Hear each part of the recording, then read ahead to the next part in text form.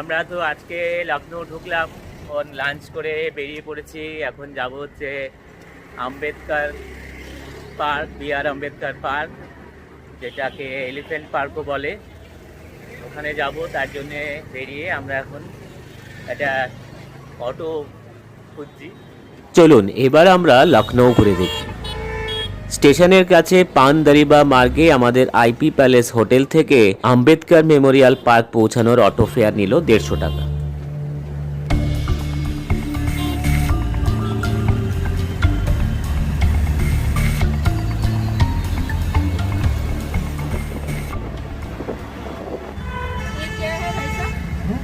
ये सचिवालय ডক্টর ভীমরাও আম্বেদকর সামাজিক পরিবর্তন প্রতীক স্থল, যাকে সহজে আম্বেদকর মেমোরিয়াল পার্ক বলা হয়, সেই পার্কে যাওয়ার সময় আমরা দেখে নিলাম লখনৌ বিধানসভা এবং রাজভবন।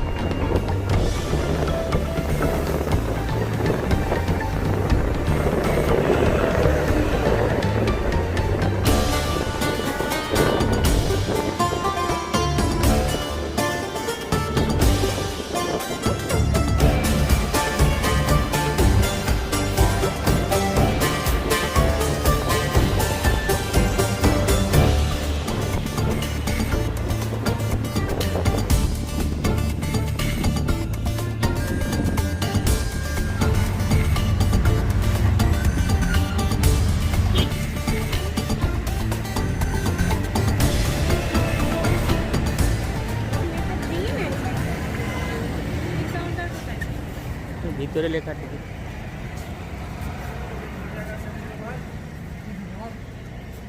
সবাই তো এমনি চলে যাচ্ছে। ওই যে টিকিট কাট।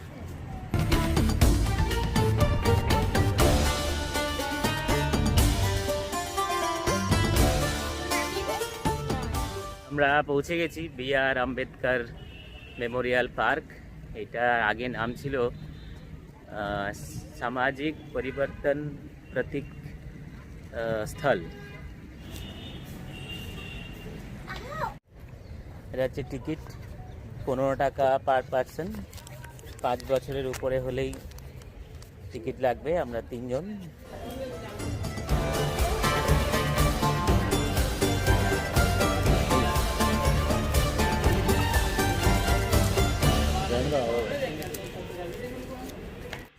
ওই উপরে উঠতে হবে।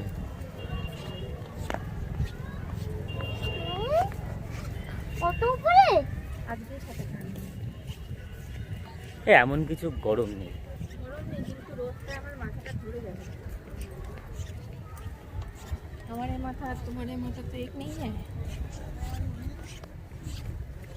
গোমতী নগরে 108 একর জমির উপরে প্রায় 700 কোটি টাকা ব্যয় করে এই পার্ক তৈরি করা হয়েছিল। দিনরাত 24 ঘন্টা এই পার্ক কিন্তু খোলা থাকে।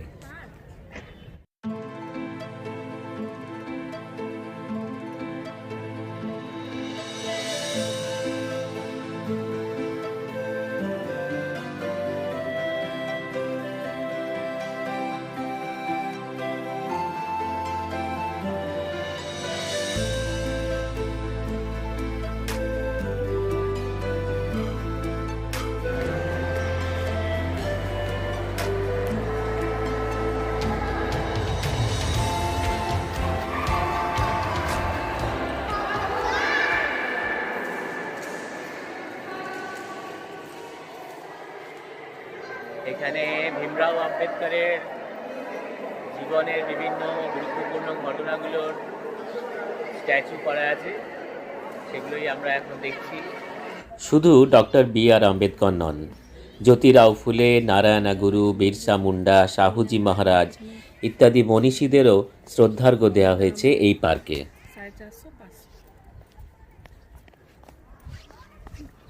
ওরা এখানে লখনৌরি? হ্যাঁ, ওরা লখনৌরি। ও লখনৌ চিকন কুর্তি পরে আছে বলে আমি কারো জিজ্ঞেস করলাম যে তুমি কোথা থেকে কিনেছো, তখন বললাম আমিনাবাদ মার্কেট। আচ্ছা আচ্ছা।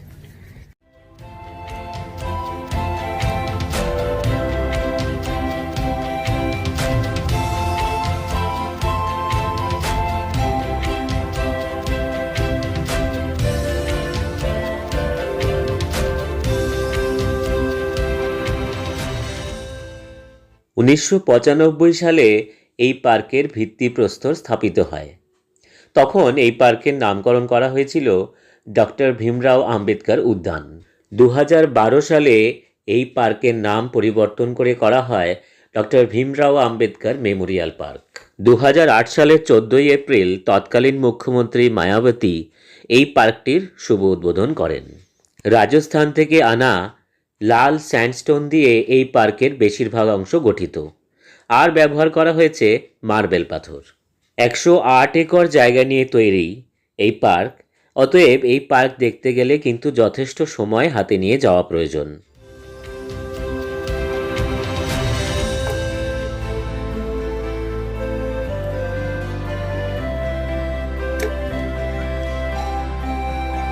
আর সন্ধ্যার কৃত্রিম আলোয় এই পার্কের সৌন্দর্য একটা আলাদা মাত্রা নেয়। খুব সুন্দর পার্কটা, মানে পার্ক বললেও এখানে ন্যাচারাল ব্যাপারগুলো খুবই কম, সবই মার্বেল পাথর চারিদিকে ব্যবহার করে এই পার্কটা বেশিরভাগ অংশই তৈরি করা হয়েছে। কোথাও ওই স্যান্ডস্টোন এই সমস্ত ইউজ করা হয়েছে। তো পার্ক বললে আমরা যেটা বুঝি গাছগাছালি, একটা ওয়াটার বডি, কিন্তু সেগুলো এখানে কিছু নেই। এখানে পুরোটাই হচ্ছে আর্টিফিশিয়াল।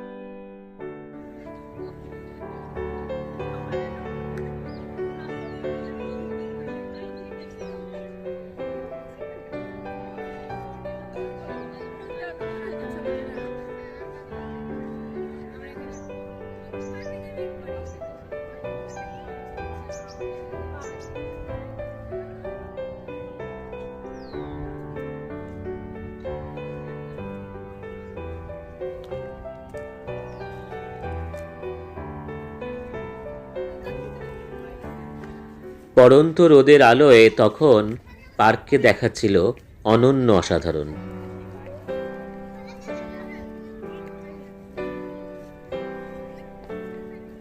এই পার্কে 124টা মনুমেন্টাল এলিফ্যান্ট রয়েছে। এই হচ্ছে সেই মনুমেন্টাল এলিফ্যান্টগুলো। 124টা মোট মনুমেন্টাল এলিফ্যান্ট রয়েছে।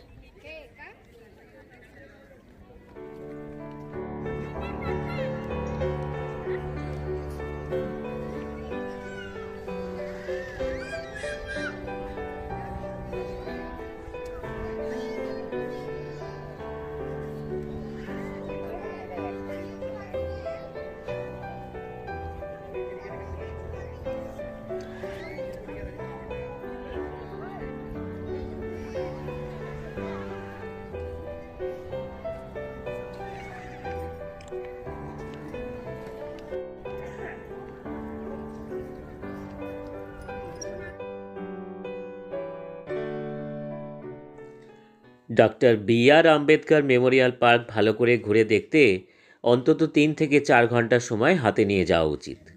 আমাদের পরামর্শ অনুযায়ী আপনারা যেদিন লখনৌ পৌঁছাবেন সেদিনকেই এই পার্কটি দেখে নিন।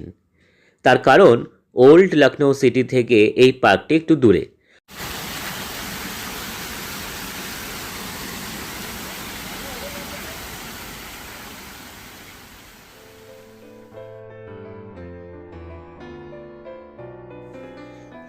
ডক্টর আম্বেদকর মেমোরিয়াল পার্ক থেকে বেরিয়ে হাঁটা দূরত্বে থাকা গোমতী নদীর ধারে গোমতী রিভার ফ্রন্ট পার্কে চলে এলাম। সন্ধ্যের আলোয় তখন চারপাশ ঝলমল করছিল, আর গোমতী নদীকে দেখতে বেশ ভালোই লাগলো। তবে এখান থেকে বেরিয়ে আমরা যে জায়গায় গেছিলাম সেটা কিন্তু খুব একটা বিশেষ জায়গা। থাকছে পরের ভিডিওতে। দেখা হবে খুব তাড়াতাড়ি। ভালো থাকবেন, সুস্থ থাকবেন।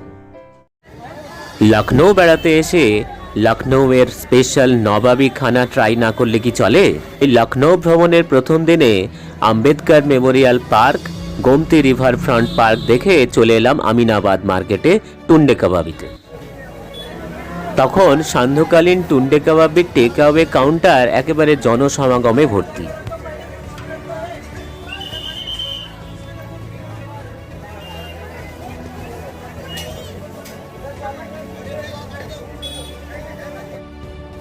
টুন্ডে কাবাবের প্রবেশদ্বার পেরিয়েই প্রচুর সেলিব্রিটির ছবি লাগানো, যারা বিভিন্ন সময়ে এই টুন্ডে কাবাবি রেস্টুরেন্টের খাবারের রস আস্বাদন করেছেন।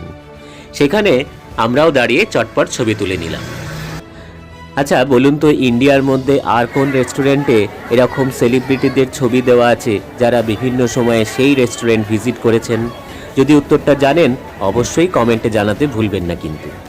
চলুন এবার ভেতরে যাওয়া যাক। এবার সত্যিই এখানকার খাবার আস্বাদন করে দেখার সময়।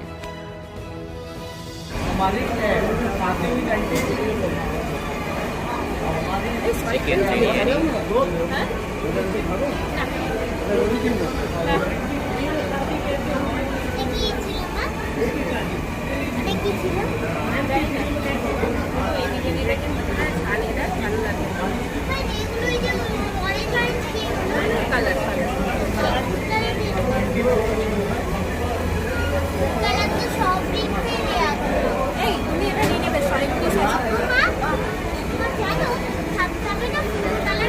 এটা যেন কি বলে, এটা কি বলে যেন? বিরিয়ানি।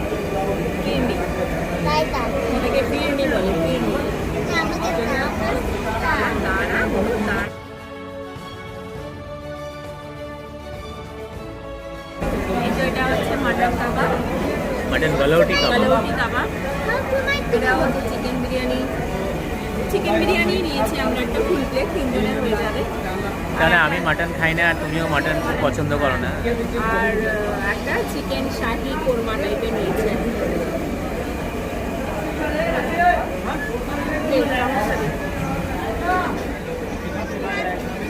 কেমন? গরম।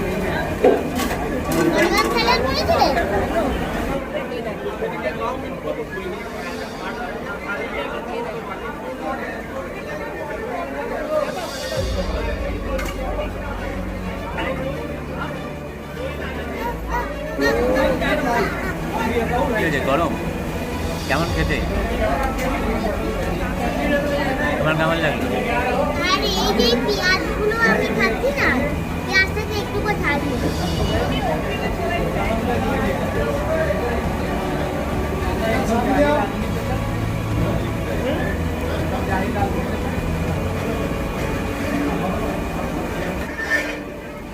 আমি মাটন একদমই খাই না, একদমই ভালো লাগে না মাটন।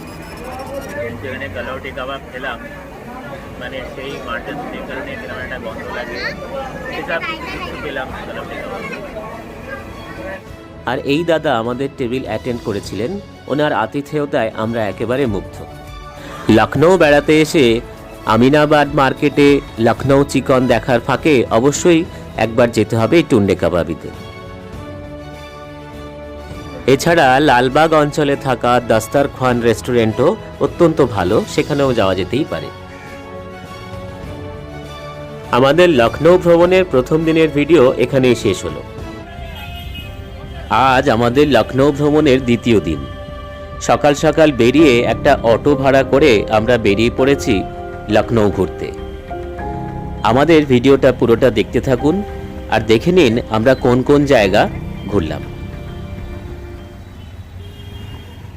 আমরা আজকে ঘুরবো হচ্ছে ছোটা ইমামবাড়া, বড়া ইমামবাড়া, ব্রিটিশ প্রেসিডেন্সি।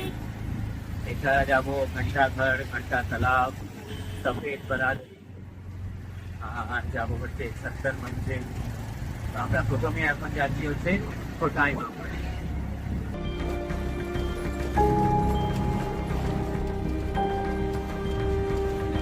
আমরা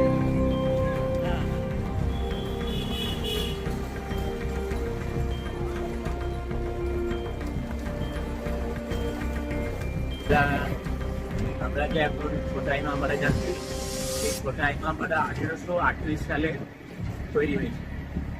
আর আমাদের নবাব মোহাম্মদ আলী শাহ মানে এটা তৈরি করেছিলেন। চলুন তাহলে দেখতে আসি ছোটা ইমামবাড়া।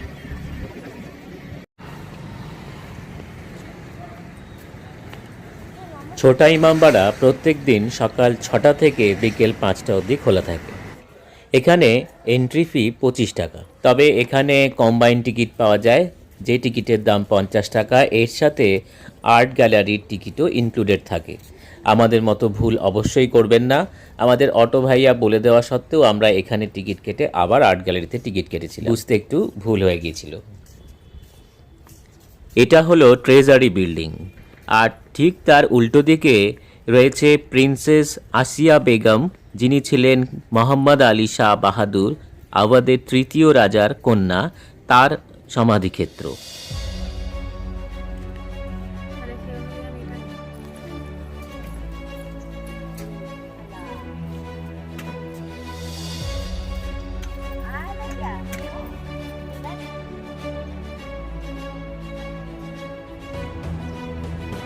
(1838) সালে আওয়াধের নবাব মোহাম্মদ আলী শাহ শিয়া মুসলিমদের ধর্মসভা হিসাবে এই ইমামবাড়া তৈরি করেন। এখানে মোহাম্মদ আলী শাহ এবং তার মায়ের সমাধিক্ষেত্রও রয়েছে। হুসেনাবাদে অবস্থিত এই ইমামবাড়া অসাধারণ এক ইন্দো ইসলামিক এবং পার্সিয়ান স্থাপত্যের নজির। মহরমের সময় এই পবিত্র স্থান আরও সুন্দর করে সেজে ওঠে নানা রকম ঝাড়বাতির সাহায্যে।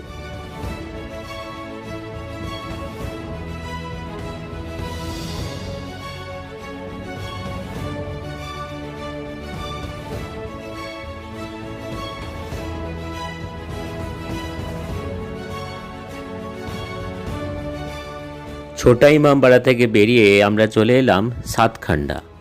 সাতখান্ডা মানে 7 স্টোরিড বিল্ডিং। বিশ্বের 7টা আশ্চর্যের মধ্যে একটা হলো পিসার হেলানো স্তম্ভ। তারই অনুকরণে আওয়াধের নবাব মোহাম্মদ আলী শাহ এই সাতখান্ডা নামে একটা ওয়াচ টাওয়ার তৈরি করছিলেন। সাতখান্ডা লাল ইট দিয়ে তৈরি এবং প্রত্যেকটা ফ্লোর অষ্টভুজাকৃতি। একই সাথে গ্রিক এবং ইসলামিক আর্কিটেকচার দেখতে পাওয়া যায়। 7টা তলা তৈরি করবে বলেছিল, কিন্তু মেয়ে পড়ে যাওয়ার কারণে ওই আর বানানো হয়নি, বন্ধ করে দিয়েছে ওখানেই। এখানে চাঁদ দেখতে আসতো।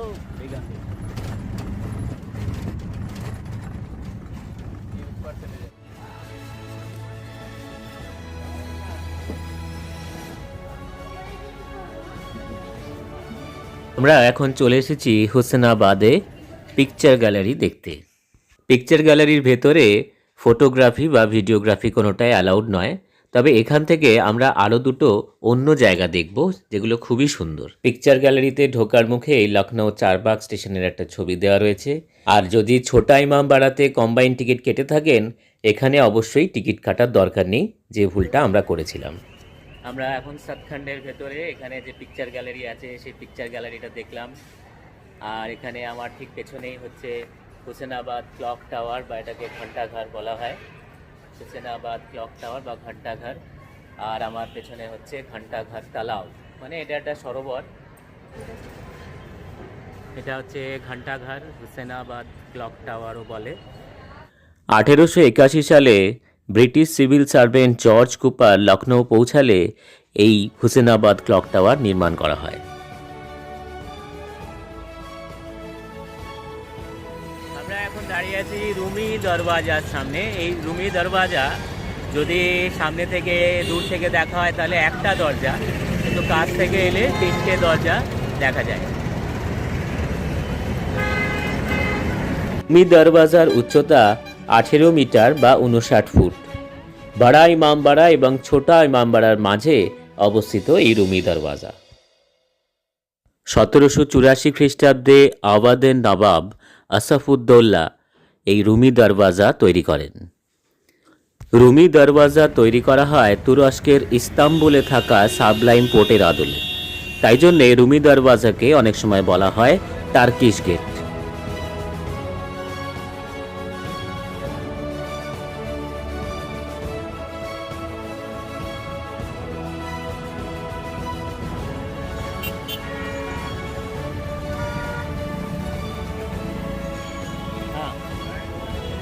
भूलिया के लिए गाइड लेंगे। আচ্ছা,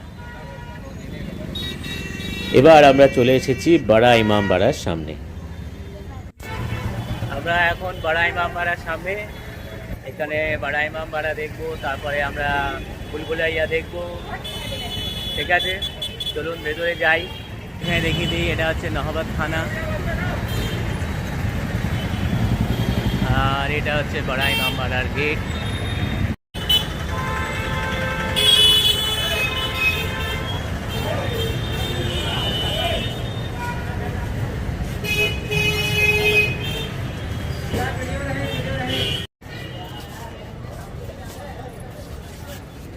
বড়া ইমামবাড়া, বড়া মানে হচ্ছে বড়, আর ইমামবাড়া মানে হচ্ছে শিয়া মুসলিমদের ধর্মসভা। আচ্ছা বলুন তো, ভারতবর্ষের সবচেয়ে বড় ইমামবাড়া কোথায় রয়েছে? যদি জানেন তা অবশ্যই কমেন্ট বক্সে জানাবেন। আমরা এখন যে ইমামবাড়াতে ঢুকছি সেটা হলো ভারতবর্ষের দ্বিতীয় বৃহত্তম ইমামবাড়া। 1780 সালে আওয়াধের নবাব আসাফউদ্দৌলা এই বড়া ইমামবাড়া তৈরি করতে শুরু করেন। প্রায় 1 দশক ধরে চলা সেই সময়কার এক দুর্ভিক্ষ চলাকালীন কর্মসংস্থানের জন্য এই ইমামবাড়া তৈরির সময় দিনের বেলা যা কাজ করা হতো তা রাত্রিবেলা ভেঙে ফেলা হতো এবং দিনের বেলা আবার নির্মাণ করা হতো। সেই সময়ে এই ইমামবাড়া তৈরি করতে ব্যয় হয়েছিল প্রায় 1 কোটি টাকা। সোমবার বাদ দিয়ে সপ্তাহের প্রত্যেক দিন সকাল 6টা থেকে বিকেল 5টা পর্যন্ত এই ইমামবাড়া খোলা থাকে।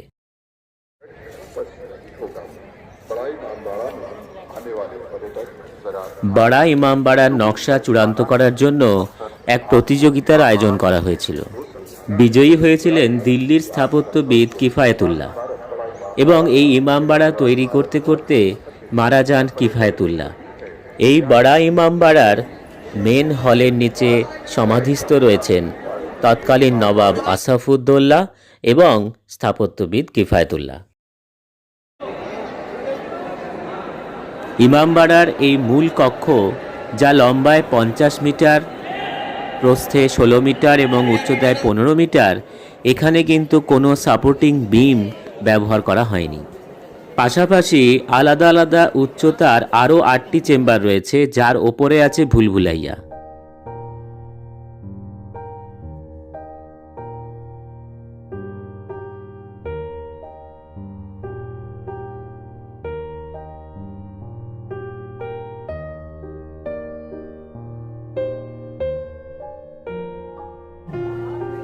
এবার আমরা চলে এসেছি ভুলভুলাইয়ার ভেতর। হ্যাঁ, অবশ্যই একজন গাইড নিয়েছি এবং ভুলভুলাইয়াতে এসে গাইড নেওয়াটা কিন্তু বাধ্যতামূলক।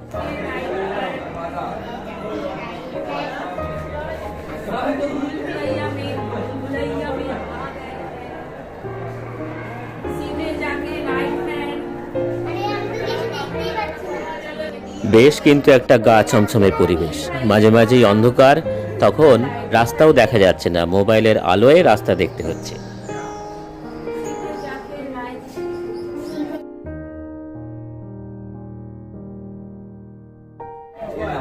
ভুলভুলাইয়ার ভেতরে 489টা একই রকম দেখতে দরজা রয়েছে।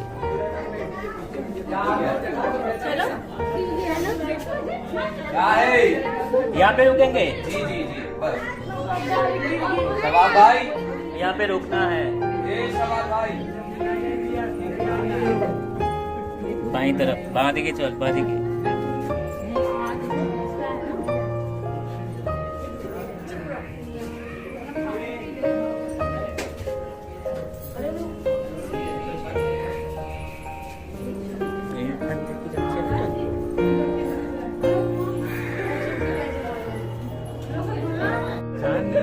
सीधे आई ऊपर। कूको। भैया लेकिन सुनाई नहीं दिया है। हमारा सुनाई देगा। अरे चुड़ैल किया। আমাদের গাইড কিন্তু আমাদের যে কোড দিয়েছে সেই কোড হচ্ছে কুকু। আর আমরা এখন চলে এসেছি ভুলভুলাইয়ার ছাদে। এখান থেকে আমরা বড়া ইমামবাড়া চত্বরটা পুরোটা দেখতে পাবো পাখির চোখে।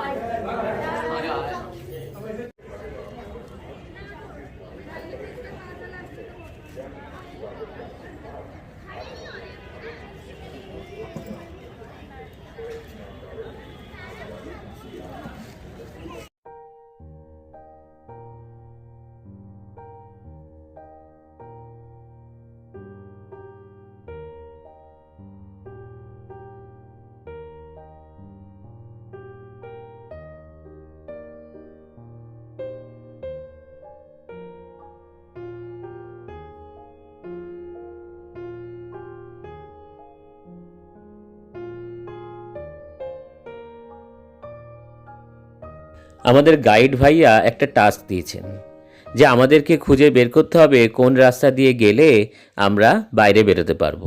তাই জন্যে আমরা এখন রাস্তা খুঁজে বেড়াচ্ছি। গাইড বলেছেন হারিয়ে যাওয়ার কিছু ভয় নেই, আমি ঠিক সময়ে আপনাদেরকে ঠিক জায়গা থেকে পিক করে নেব। আমরা বিস্তর খোঁজাখুঁজি করার চেষ্টা করতে শুরু করলাম, কিন্তু না পাচ্ছি বাইরে বেরোনোর রাস্তা, আর না পাচ্ছি আমাদের গাইড ভাইয়াকে।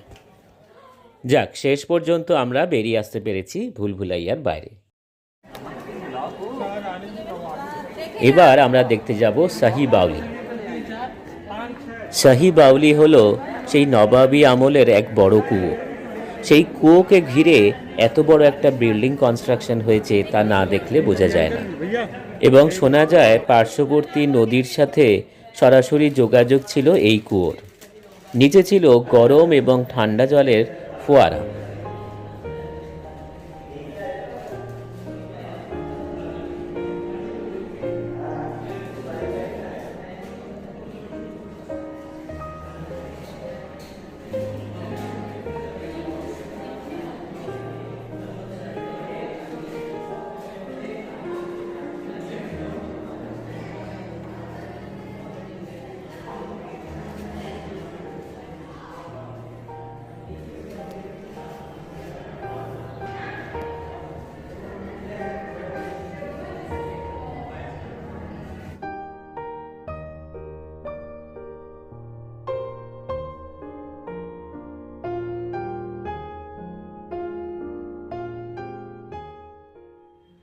আমরা এখন দাঁড়িয়ে আছি ঠিক সফেদ বারাদারির সামনে।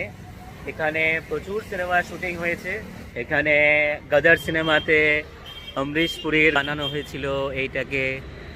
এছাড়া পাকিজা সিনেমাতে মীনা কুমারী, উমরাও জান সিনেমাতে রেখার ঘর বানানো হয়েছিল, মেরে মেহবুব। প্রচুর সিনেমার শুটিং এখানে হয়েছে। ইয়ে হ্যায় সফেদ বারাদারি। কোনো অনুষ্ঠান বাড়ি রয়েছে এখানে, এটা ভাড়া দেওয়া হয়, তাই জন্যে আর ভেতরে ঢুকলাম না। ও আচ্ছা আচ্ছা।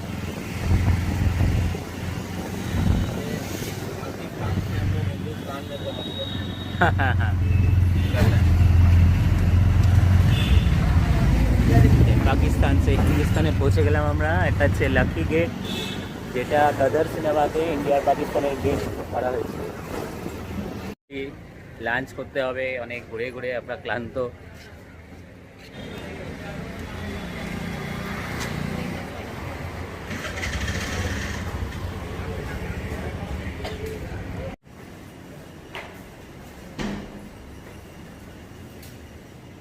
Only for family।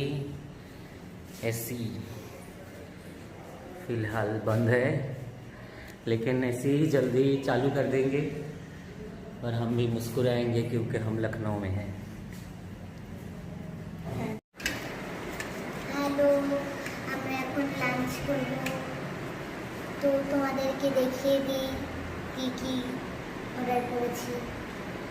এটা হচ্ছে প্লেন রাইস, আর এটা হচ্ছে ডাল ফ্রাই, আর এটা কিছুর একটা তরকারি, চিকেন বাটার মশলা। হ্যাঁ, এটা চিকেন বাটার মশলা। আর এটা বিরিয়ানির সাথে খেতে হয়, বুরানি। বিরিয়ানি আর পেঁয়াজ লঙ্কা দিয়ে গেছে, সল্ট দিয়ে গেছে। আর 3টে প্লেট দিয়ে গেছে। আর আমরা তাহলে খাই, আর আপনারা কিন্তু মুস্কুরাইয়ে क्योंकि आप लखनऊ में हैं। मुस्कुराइए, आप लखनऊ में हैं।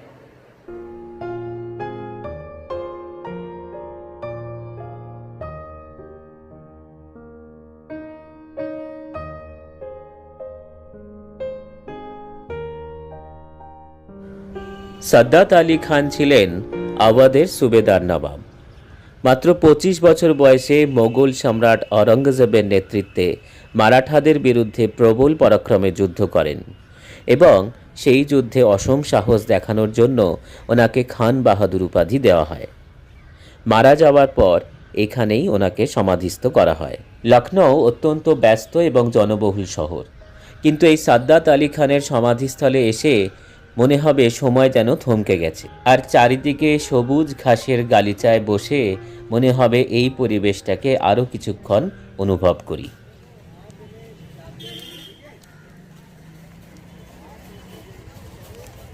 এবার আমরা চলে এসেছি লখনৌ শহরের একটা অত্যন্ত গুরুত্বপূর্ণ ঐতিহাসিক স্থান, দ্য ব্রিটিশ রেসিডেন্সি। ইন্ডিয়ান অ্যাডাল্টদের জন্য টিকিট ফেয়ার 25 টাকা পার হেড। প্রত্যেক দিন সকাল 7টা থেকে সন্ধ্যা 6টা পর্যন্ত খোলা থাকে এই ব্রিটিশ রেসিডেন্সি। Treasury building. অনেকগুলো বিল্ডিং নিয়ে তৈরি হয়েছিল এই ব্রিটিশ রেসিডেন্সি।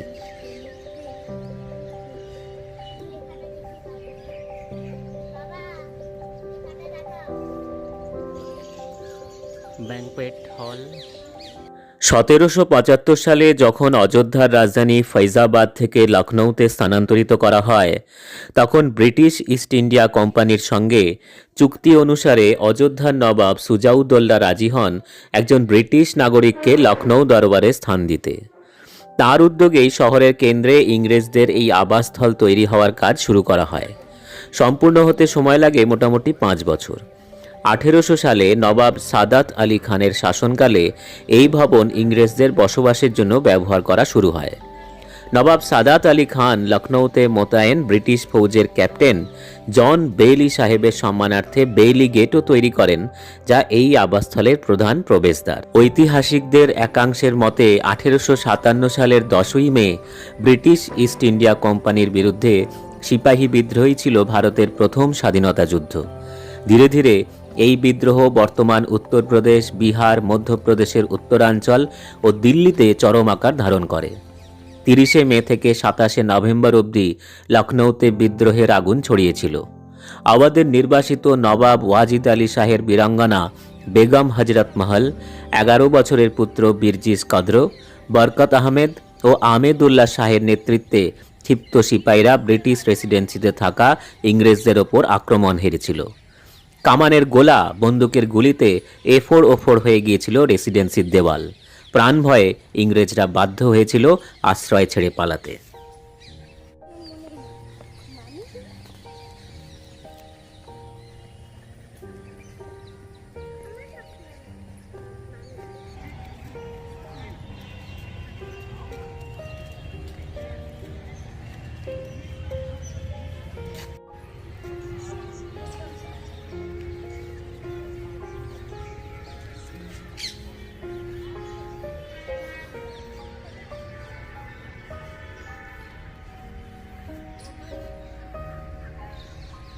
এটা হচ্ছে রেসিডেন্সির মেন বিল্ডিং।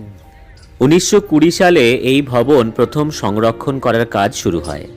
বর্তমানে এটি এশিয়াটিক সোসাইটির তত্ত্বাবধানে রয়েছে। 1857 সালের মহাবিদ্রোহে ব্রিটিশ রেসিডেন্সিতে পুরুষ, মহিলা, বাচ্চা মিলিয়ে প্রায় 2000 মানুষ মৃত্যুবরণ করে। তাদেরকে সমাহিত করা আছে এই পাশেই একটি স্থানে। পুরনো লখনৌ ভালোভাবে ঘুরে দেখার জন্য রাখতে হবে গোটা একটা দিন। সকাল সকাল বেরিয়ে সবচেয়ে বেশি সময় রাখতে হবে বড়া ইমামবাড়া এবং ব্রিটিশ রেসিডেন্সির জন্য।